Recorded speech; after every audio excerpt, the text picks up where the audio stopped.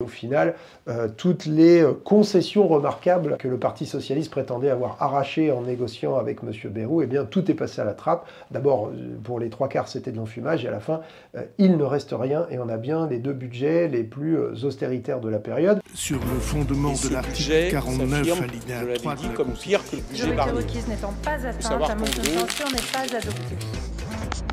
On vient de terminer la longue séquence sur le budget, alors très longue puisqu'en fait elle a commencé avec Barnier qui avait été nommé début octobre. Le gouvernement Barnier était tombé sur ses budgets, et là on vient de finir la séquence des budgets Bayrou, qui a le budget de l'État et le budget de la sécurité sociale, et vous avez compris maintenant que ces deux budgets sont pires que les budgets de M. Barnier, puisqu'en fait M. Bayrou a choisi de repartir de cela et en fait de rien faire de mieux, et même de tout faire en pire, puisque sur le budget de l'État on a le budget le plus austéritaire de ces 25 dernières années. Donc on a moins d'argent pour les services publics et on n'a toujours pas les recettes suffisantes pour essayer de combler le déficit, etc.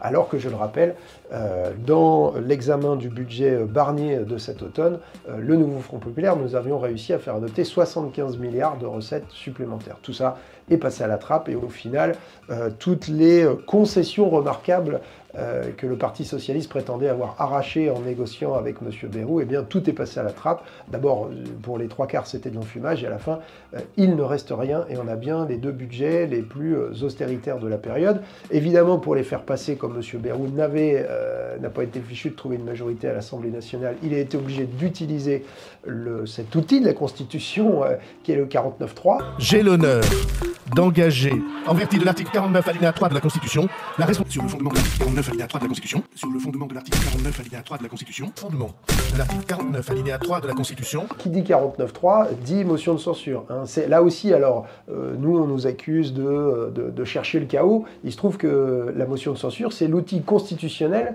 qui est prévu précisément pour que, lorsque le gouvernement décide d'engager sa responsabilité, c'est ça que ça veut dire, dégainer le 49.3, eh bien, l'opposition, qui se voit imposer cette décision de l'exécutif, du gouvernement, a un outil constitutionnel à sa disposition, c'est la motion de censure.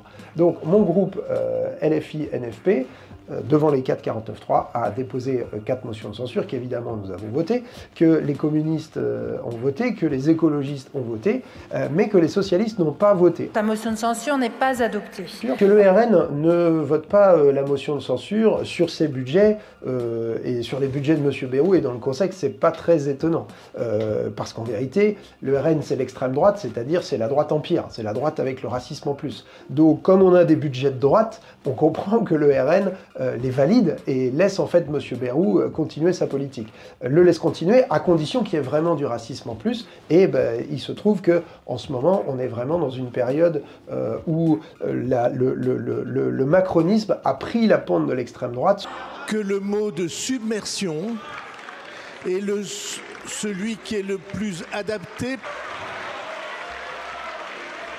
N'a toujours pas compris la grande leçon de l'année dernière, c'est-à-dire que vous vous souvenez que la loi Asile-Immigration avait, donc du gouvernement, portée par le gouvernement, de M. Attal à l'époque, avait été votée avec les voix du Rassemblement national, et 6 mois après, c'était le RN qui remportait les élections européennes et qui faisait le double du score de la liste macroniste. Donc voilà, que le RN ne vote pas cette motion de censure, ça paraît tout à fait logique. Le Parti socialiste, pour le coup, c'est à la fois incompréhensible et inacceptable, puisque, avec ce que je viens de décrire, on a un budget qui, manifestement, n'est pas de gauche, qui ne correspond pas du tout au programme du nouveau Front populaire sur lequel nous avons tous été élus, tous les députés du NFP, donc les socialistes, les insoumis, etc. Je rappelle qu'en juillet, la promesse que nous avons faite auprès de nos électeurs, dans les élections législatives de l'année dernière, eh bien, c'était d'incarner l'alternative au macronisme, et là, on a tout le contraire, et d'incarner l'opposition au Rassemblement national, faire en sorte que Bardella ne devienne pas Premier ministre à l'époque, et évidemment que Marine Le Pen ne finisse pas présidente de la République. Or, en ne votant pas la censure, eh bien, le Parti socialiste fait en sorte, d'une part, que le budget Bayrou s'applique, c'est-à-dire qu'en fait, que la politique que mène Emmanuel Macron depuis 2017 continue de s'appliquer, et que la pente sur laquelle ils se sont mis à courir après l'extrême droite, eh bien que cette pente finalement s'accélère. Et qui peut croire que la gauche peut gagner quand c'est l'extrême droite qui impose ses thèmes? Or, c'est exactement ce qui est en train de se faire. D'abord, M. Bayrou a parlé de la submersion migratoire. La semaine dernière, c'est le thème de la restriction du droit du sol qui s'est imposé. Alors d'abord à Mayotte, mais en fait très vite on a compris que tous ces gens-là voulaient le faire partout. Et puis dès le lendemain, c'était le thème de l'identité nationale. Et pourquoi pas faire un référendum sur le sujet, avec en boucle M. Darmanin, M. Retailleau, qui font écho en vérité aux propos, pas seulement de Marine Le Pen, mais même de Jean-Marie Le Pen. Là, on est revenu au programme du Front National et de ses plus belles années, si j'ose dire. Du coup, manifestement, on est obligé de reconnaître que le Parti Socialiste rompt avec le nouveau Front Populaire et avec la promesse qu'on avait faite à nos électrices et à nos électeurs l'année dernière. Sans compter que tout ceci arrive dans un contexte plus global qui est quand même assez inquiétant. Un nom qui fait polémique, Richard Ferrand, choisi par le président de la République pour prendre la tête du Conseil constitutionnel. Alors, ça n'est pas du tout anodin ni anecdotique, puisque le président du Conseil constitutionnel, par exemple, c'est lui qui va donner son interprétation de l'article 16 de la Constitution et qui va permettre de l'enclencher. L'article 16, c'est celui qui donne des pouvoirs exceptionnels au président de la République. Monsieur Ferrand, Richard Ferrand, c'est lui aussi l'année dernière qui avait lancé ce ballon d'essai, il voulait voir ce que ça allait donner dans l'opinion, de l'hypothèse d'un troisième mandat d'Emmanuel Macron. Or, on sait que les constitutionnalistes ne sont pas tous d'accord dans l'interprétation de la Constitution de la Ve République sur le fait que si jamais Emmanuel Macron devait démissionner en cours de son deuxième mandat, est-ce qu'il pourrait se représenter pour ce qui serait de fait un troisième mandat. Donc, premier élément de contexte, pas du tout anodin et qu'aurait mérité qu'on mette un coup d'arrêt au macronisme, à mon avis. Le deuxième élément de contexte... Monsieur le Premier ministre, vous avez menti aux députés pour dissimuler votre connaissance de violences sur des enfants que vos responsabilités passées vous imposaient de dénoncer. D'après les révélations de Mediapart, M. Bayrou, qui est actuellement Premier ministre, mais qui a occupé beaucoup d'autres fonctions dans sa vie politique, et notamment ministre de l'Éducation nationale, eh bien, qui était visiblement au courant des actes de pédocriminalité. Il a menti à 2 reprises devant la représentation nationale. Donc je crois que maintenant M. Bayrou doit répondre de ces accusations devant la justice, puisque visiblement il savait et il n'a rien fait, et que pour qu'il puisse répondre à ces accusations, eh bien, il serait raisonnable qu'il démissionne. Et le troisième élément de contexte... Devant ses partisans réunis dans la Capital One Arena à Washington, les signatures s'enchaînent. Et en 2 coups de crayon, le retrait de l'accord de Paris sur le climat est acté.